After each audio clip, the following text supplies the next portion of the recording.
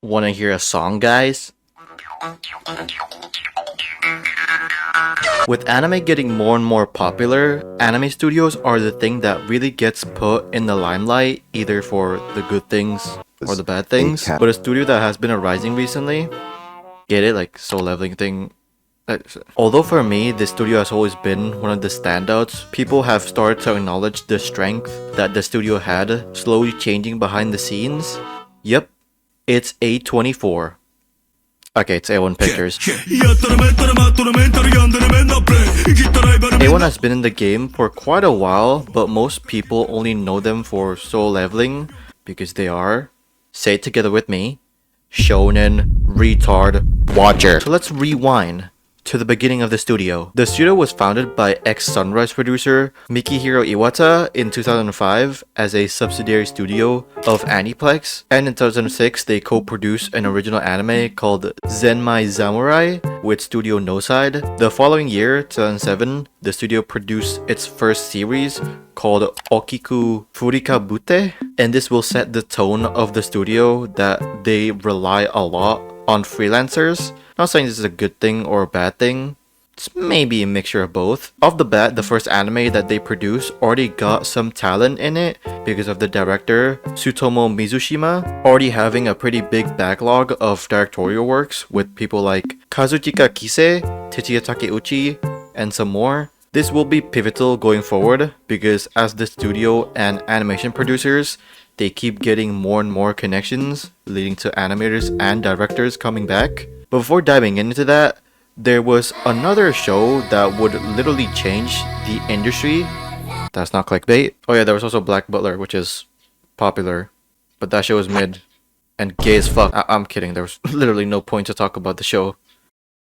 And I'm also gay. Tesla Birdie the Code. Now, most of you probably think, most influential? I've never heard of that. Should have been like Naruto or Bible Black. Well, Naruto is influential in another case, but Birdie the Code basically made the quote-unquote movement of digital animators, tablet, pen type shit, more prevalent. Technology keeps getting more and more advanced, so that leads to more accessibility and flexibility, I guess, for talent to join the industry. So the term webgen animators came to play. The first wave of webgen being Shingo Yamashita, Kenichi Katsuna, and Ryutomi. The person we should focus on right now is Ryutomi. Tomi got into the industry via Osamu Kobayashi. He heard of Tomi through some online illustrations while he was directing Beck. He straight away recruited him to do key animation right off the bat. No in-between training since Tomi was self-taught and only had little experience from minor tasks in the video game industry. He didn't know the fundamentals yet. It was a coin flip that would change how the anime industry flow. Ryotomi used his unorthodox style back then in a show called Noain?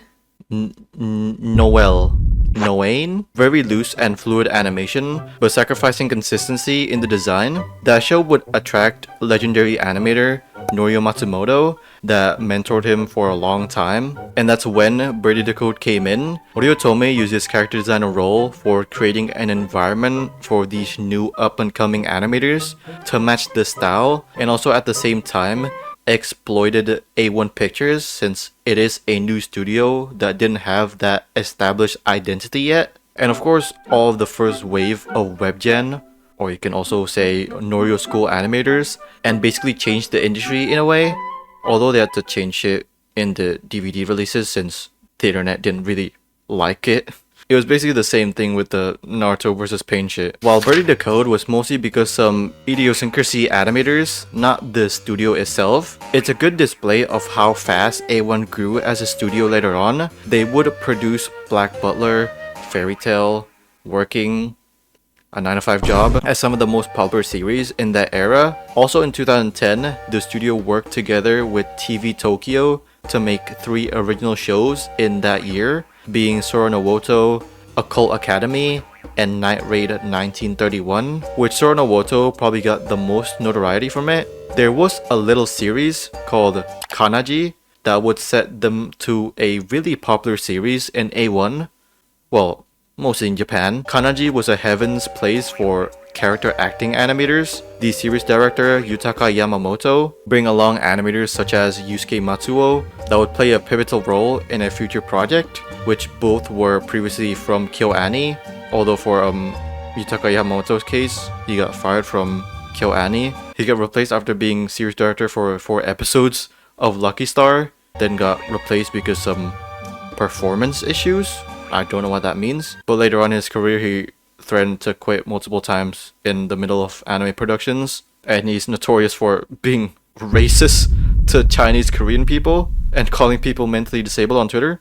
But that's later in the future, so Sora Nawoto also played in 2 with Akira Shimizu, strengthening his connections being Aniplex for both shows, leading to a project that is Idolmaster. Series director Atsushi Nishigori attracted some of Gainax's staff to the show since he was previously from that studio, and with Akira Shimizu's connections too. There's also different producers like Yusuke Toba from Aniplex likes to bring Megumi Kono to all of his projects, so that leads to her being a major part of Idolmaster. The same thing with another Aniplex producer, Shunsuke Saito, that brought back the Okudamari team that previously worked on Anohana to make a movie in the studio, The Anthem of the Hearts. The 2010s was when A-1 made a lot of popular shows. Earlier in the year, they made Anohana, Magi, Blue Exorcist, if anyone even watches that show, Shinsekai Yori, and many more. Later in the year, they kept the pace going with shows like Erase, or Cucked Race, 7 Deadly Sins, Your Lie in April, Saikano, Grimgar, Gate, and my favorite, Ori Emo Season 2. Just kidding, that shit was ass. I'm talking about Eromanga Sensei and the OVA. There's so much shows I could talk about more, since A1 is known for producing a lot of slop in this time era. They kept pumping up shows. It can vary. Some shows are unanimously amazing, or it can be shit. But something that's pretty consistent is their animation quality. Even if some shows feels bland for some dumbasses, the quality for their shows can be very consistent, or just directors that are brought on to these projects in the studio have their own connections, like Ryuhei Takashita with Eromanga Sensei. He's a regular in Doga Kobo, so a lot of talent from there follow Takashita to work with him, like Keisuke Kobayashi, Kenji Sawada, China, and many more, since again, this show is very flexible for character acting animators. Different producers leaving, directors doing one-off projects, it's quite few. People having different visions on how a show will look, so the style does varies a lot, although that's not really a bad thing for the most part. It's very hard to highlight every show or even majority of it, since A1 was going on a mad one this era. But some of you might have clocked something. I left out a pivotal show that made a very trashy genre popular nowadays. The show that had so many ass shots that made Grimgar jealous and having a random incest plot, Sword Art Online. SAO is notorious to popularize the trashy power fantasy isekai type shows with the generic ass black swordsman look. It kind of made people dislike A1 because the generic character designs, although this project was before those carbon copies main MC looks appeared. Character designer Shingo Adachi usually gets the blame of birthing this style, which is stupid. Same goes for another regular character designer in A1, Techiyo Kawakami. Even in his recent work, Makeine, I remember people disliking the Makeine design because it was generic, although I only saw like 2 people tweeting that out. Director Tomohiko Ito helmed the first 2 seasons of SAO and the Ordinal Scale movie. The show looked so good because of mostly action director Yuta Yanagi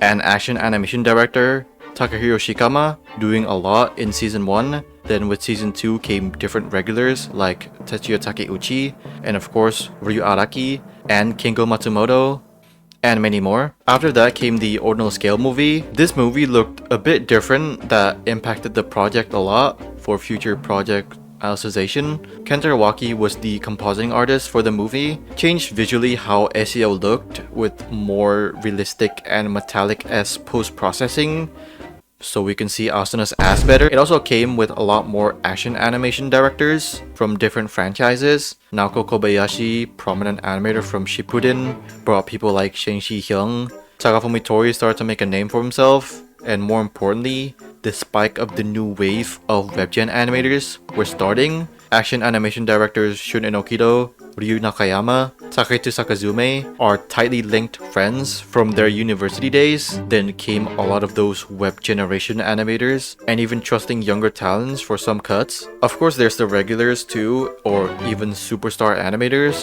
like Hironori Tanaka and Nozomu Abe. Still, I believe the best sequence in SAO to this date. This kind of make the industry overall trust a bit more on these young talent to be on major roles. So at the same year, Fate Apocrypha got produced. The main action directors are Taketo Sakazume and Shun Enokido, with the backing of a very experienced director, Yoshiyuki Asai. And with that came a lot more of those webgen animators to do whatever they want, creating some of the best looking action animation at the time. And after Hakyugo had a little bite of his ambition with this episode in My Hero, the Hakyugo team, as we know now, displayed one of the best looking action episodes to this date, straying away with the original style that the show had. They unleashed so much cream. While all of this pen tablet fingering each other was going on, the year after 2017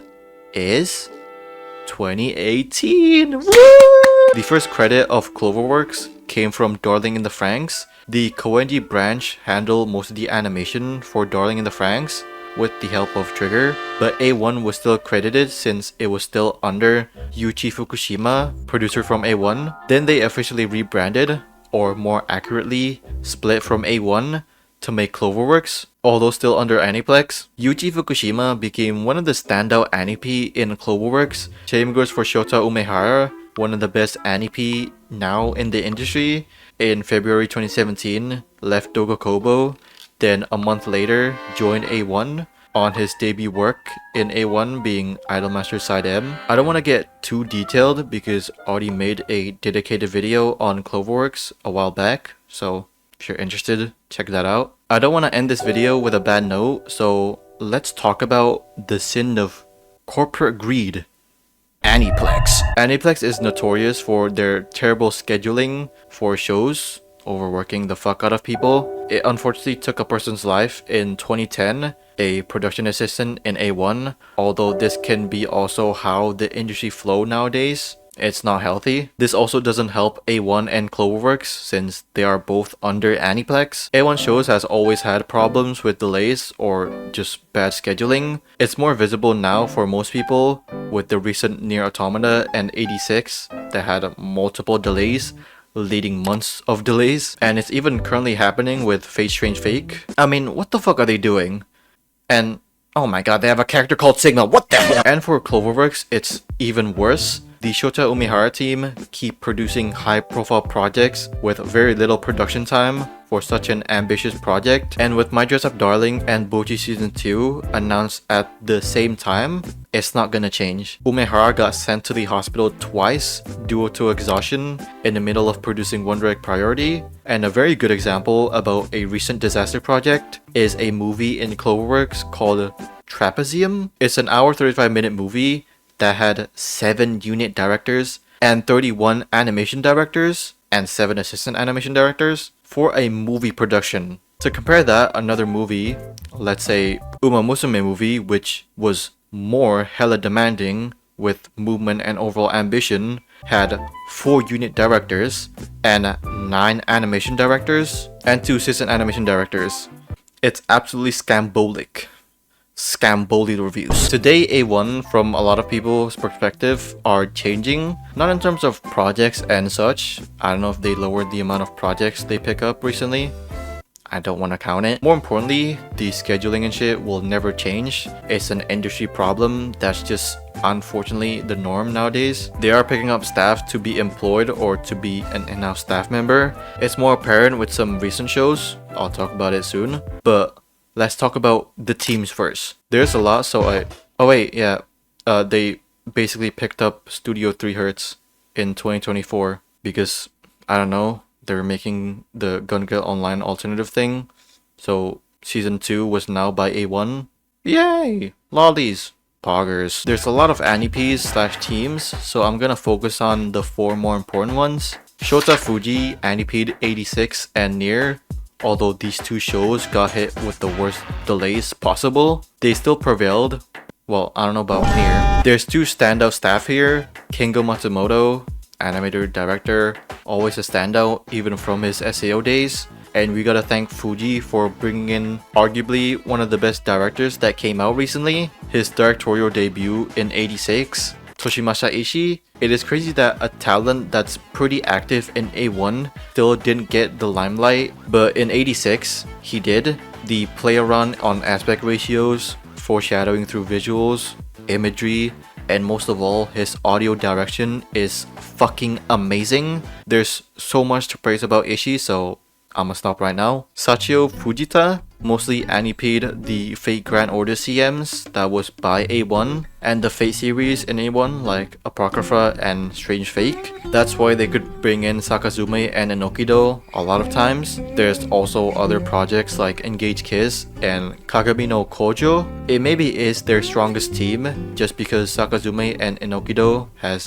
extensive connections with the whole webgen animators currently. And of course, since Fate Grand Order CMs trust a lot of young talent, they also brought some of those in the project, maybe from Sakazume and Enokido themselves. They're also amazing directors, if that's not obvious already. But why do we get one episode every fucking 4, 5, 6 months? I don't fucking know. Yuichiro Kikuchi animated Makeine and Kaguya-sama, and Atsushi Kaneko animated the Ornal Scale movie and all of Alicization, and of course, Solo Leveling. There's a lot of signs that A1 is going more to an in-house, not like fully in-house, because why would they? In Solo Leveling, they didn't have the whole industry working on that show, like a JJK or any Cloverworks Umehara projects. It's a couple of freelancers that has really good connections with the studio and their in-house staff to put Solo Leveling to a very good looking action anime. It's not at the same level as those shows,